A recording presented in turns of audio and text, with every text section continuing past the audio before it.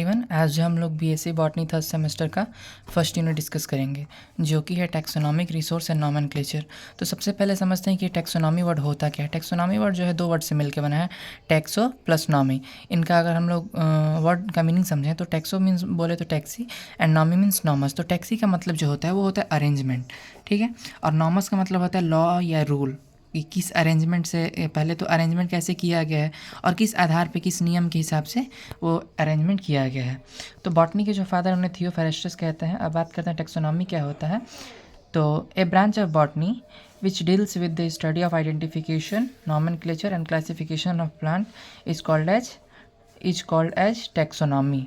तो वो बायोलॉजी का ब्रांच या फिर बॉटनी का ब्रांच जिसमें कि हम जो है प्लांट के आइडेंटिफिकेशन, उसके नॉमेनक्लेचर और उसके क्लासिफिकेशन की बात करते हैं, उसे क्या कहते हैं, उसे टैक्सोनॉमी कहते हैं। अब बात करते हैं कि ये टर्म किसने दिया। तो टर्म गिवन बाय A.P.D. कैंडोले। ये साइंटिस्ट है जिन्होंने ये टैक्सोनॉमी टर्म दिया। और किस बुक में दिया, तो उनका बुक का नाम था थ्योरी एलिमेंट्री डी लॉ बॉटेनिक्यू, जिसका मतलब है थ्योरी ऑफ एलिमेंट्री बॉटनी। इस बुक के अंतर्गत उन्होंने जो है ये टर्म दिया था A.P.D. कैंडोले ने। अब फादर ऑफ टैक्सोनॉमी किसे कहा गया, तो कार्ल लिनियस को कहा गया, कैरोलस लिनियस को। और इंडियन फादर ऑफ टैक्सोनॉमी किसे कहा जाता है, तो एच संत पाउ को कहा जाता है। अब बात करते हैं टैक्सोनॉमी वर्ड में टैक्सोन या फिर टैक्सा आता है। टैक्सोन सिंगुलर होता है, टैक्सा प्लूरल होता है। तो ये क्या होता है, तो टर्म एडोल्फ मेयर, जो ये टर्म है ये टैक्सोन और टैक्सा, इसे किसने दिया था, तो एडोल्फ मेयर ने दिया था। किस चीज़ के लिए, किसी स्पेसिफाइड ग्रुप में। मान लीजिए कि ये एक ग्रुप है, इतने में ग्रुप है, इसमें कौन कौन सी स्पेसीज रह रहे हैं या फिर कौन कौन से प्लांट स्पेसीज या फिर एनिमल स्पेसीज है, मेनली इनके लिए, एक ग्रुप के लिए स्पेसिफाइड एरिया में जो टर्म दिया गया उसे टैक्सोन कहा गया।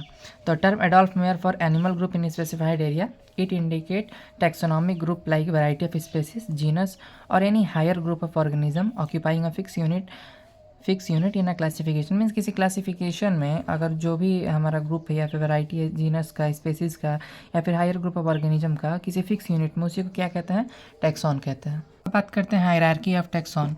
तो हम लोग क्लास 11 से पढ़े हैं कि ये जो हायरार्की होता है, ये सबसे छोटी यूनिट जो होती है स्पेसीज होती है, फिर जीनस, फिर फैमिली, फिर ऑर्डर, फिर क्लास, फिर फाइलम, फिर किंगडम, फिर डोमेन। ये जो होती है हायरार्की होती है टैक्सोन की। अब कैरोलस लिनियस के बारे में बात करते हैं जरा।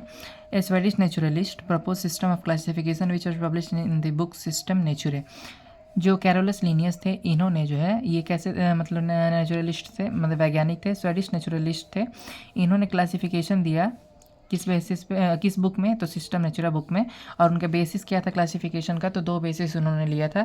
He uses character of स्टेमन and distinguish the 20 classes in which he divided the plant kingdom. उन्होंने जो है मेल रिप्रोडक्टिव पार्ट स्टेमन को जो है कैरेक्टर लिया, ठीक है, उस बेसिस पे जो है प्लांट किंगडम को 20 क्लासेस में डिवाइड कर दिया।